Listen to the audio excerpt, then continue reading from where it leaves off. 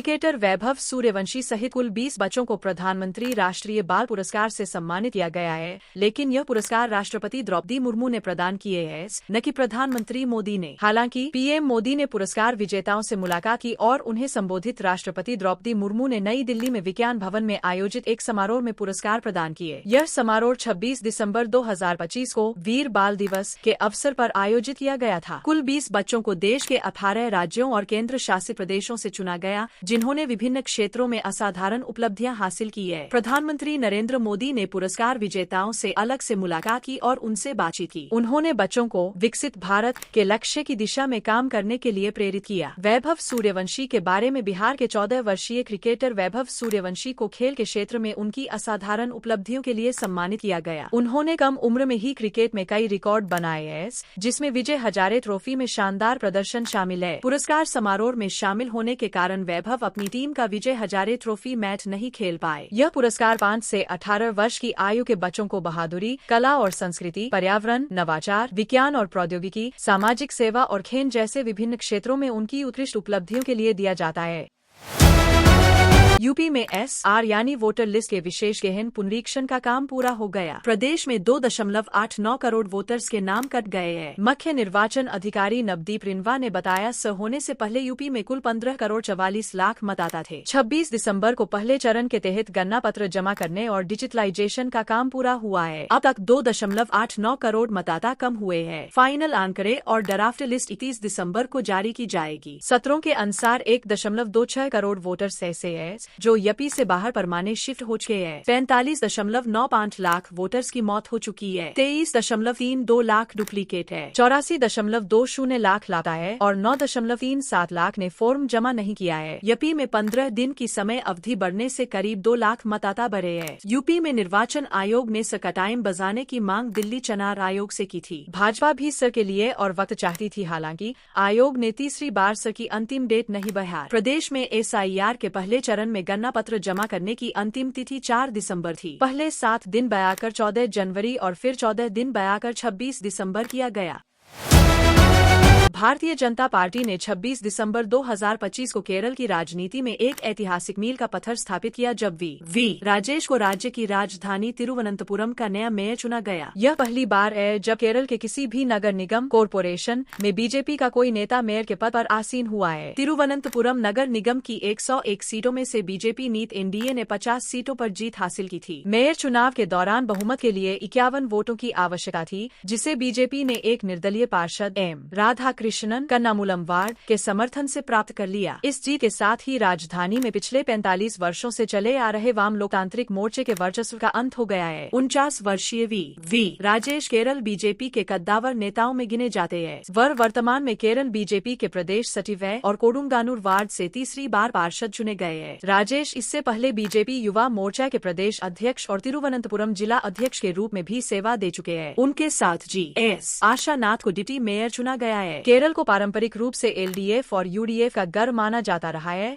जहां बीजेपी के लिए पैठ बनाना हमेशा एक बड़ी चुनौती रही है। प्रधानमंत्री नरेंद्र मोदी ने इस जीत को केरल की राजनीति में एक निर्णायक मोड़ करार दिया है। शपथ ग्रहण के बाद वी राजेश ने कहा कि यह जीत राज्य में आने वाले बड़े राजनीतिक बदलाव का संकेत है। उन्होंने सभी 101 वार्डों में समान विकास कार्यक्रम लागू करने और तिरुवनंतपुरम को देश के विकसित शहरों में से एक बनाने का संकल्प लिया। बीजेपी के प्रदेश अध्यक्ष राजीव चंद्रशेखर ने इस जीत को भ्रष्टाचार के खिलाफ जनता का जनादेश बताया है। जानकारों का मानना है कि निकाय चुनावों में यह सफलता 2026 के केरल विधानसभा चुनावों के लिए बीजेपी के मनोबल को काफी हद तक बढ़ाएगी।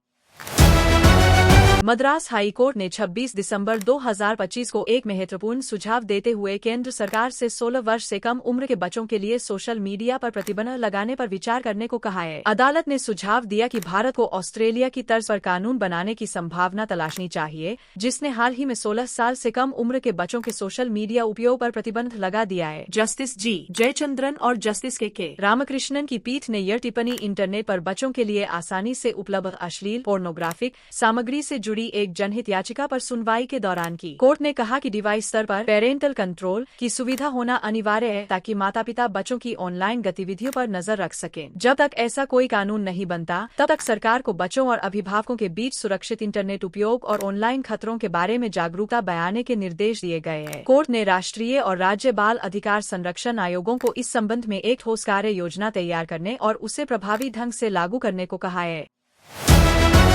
बांग्लादेश में हिंद युवकों की हत्या और अल्पसंख्यक हिंदुओं पर हमलों के विरोध में देश भर में प्रदर्शन जारी है। शुक्रवार को पश्चिम बंगाल के कोलकाता में हिंद संगठनों ने बांग्लादेश डिप्टी हाई कमीशन तक रैली निकाली और उसके सामने प्रदर्शन किया। 10 रैली में बंगाल विधानसभा में विपक्ष के नेता और भाजपा नेता सुवेंदु अधिकारी भी 1000 साधु संतों के साथ शामिल हैं। प्रदर्शन के दौरान कई संत डिप्टी हाई कमीशन के बाहर धरने पर बैठ गए। स्थिति को देखते हुए इलाके में भारी संख्या में सुरक्षा बल तैनात किए गए। इस दौरान प्रतिनिधिमंडल ने 6 सत्रीय मांग पत्र सौंपा। मांगों में दीपू चंद्र दास की लिंचिंग के दोषियों और लापरवाह पुलिसकर्मियों को कड़ी सजा देने, अल्पसंख्यक समुदाय और उनके धार्मिक स्थलों की सुरक्षा सुनिश्चित करने और अफवाह फैलाने वालों पर कार्रवाई शामिल है। दरअसल बांग्लादेश के ढाका में 18 दिसंबर को दीप चंद्र दास और 24 दिसंबर को बांग्लादेश के राजबारी अमृत मंडल नाम के युवकों की भीड़ ने हत्या कर दी थी। अमृत को भीड़ ने जबरन वसूली के आरोप में मार डाला।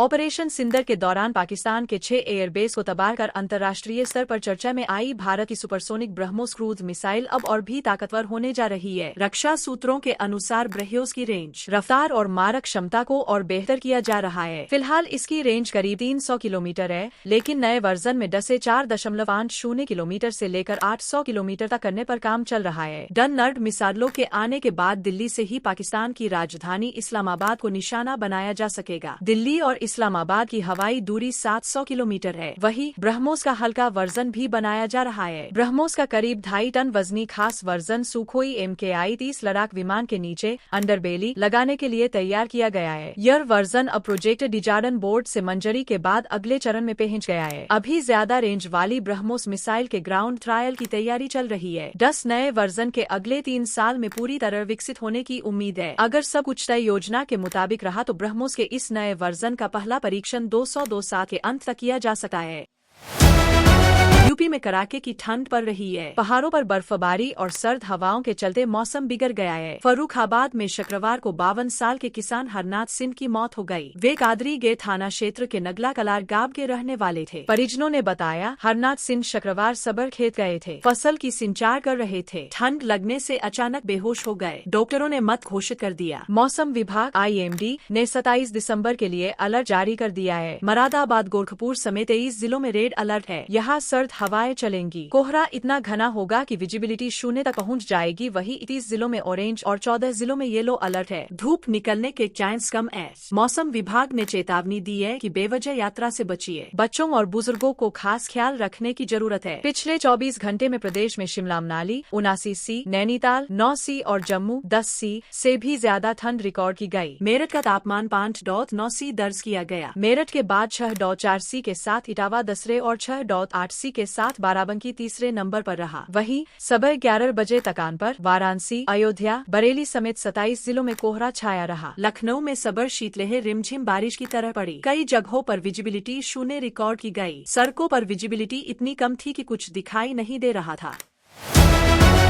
भारत ने बांग्लादेश में जारी अशांति और अल्पसंख्यकों पर हो रहे अत्याचारों को लेकर चिंता जता है। विदेश मंत्रालय के प्रवक्ता रणधीर जायसवाल ने शुक्रवार को साप्ताहिक प्रेस ब्रीफिंग में कहा कि हिंदू युवक दीपू चंद्र दास की निर्मम हत्या को नजरअंदाज नहीं किया जा सका। जायसवाल ने कहा, हम ढाका में हिंदू युवक की हत्या की निंदा करते हैं और उम्मीद करते हैं कि अपराधियों को जल्द से जल्द सजा मिलेगी। विदेश मंत्रालय के प्रवक्ता ने यह भी कहा कि सरकार ललित मोदी और विजय माल्या को वापस लाने के लिए काम कर रही है। उन्होंने इसके अलावा कई सवालों के जवाब दिए। जायसवाल ने कहा, भारत बांग्लादेश में फैला जा रही भारत विरोधी झूठी कहानी को खारिज करता है। वहां कानून व्यवस्था और सुरक्षा बनाए रखना बांग्लादेश की अंतरिम सरकार की जिम्मेदारी है। उन्होंने बताया कि अंतरिम सरकार के कार्यकाल के दौरान अल्पसंख्यकों के खिलाफ हिंसा की 2900 से अधिक घटनाएं दर्ज की गई है। इन घटनाओं को महज मीडिया की बयानबाजी या राजनीतिक हिंसा कहकर खारिज नहीं किया जा सका। जायसवाल ने आगे कहा, भारत बांग्लादेश के लोगों के साथ अपने संबंधों को मजबूत करने के लिए प्रतिबद्ध है। हम लगातार बांग्लादेश में स्वतंत्र और निष्पक्ष चुनावों की मांग करते रहे हैं। उन्होंने बताया कि विदेश मंत्रालय बांग्लादेश में हो रही घटनाओं पर नजर रख रहा है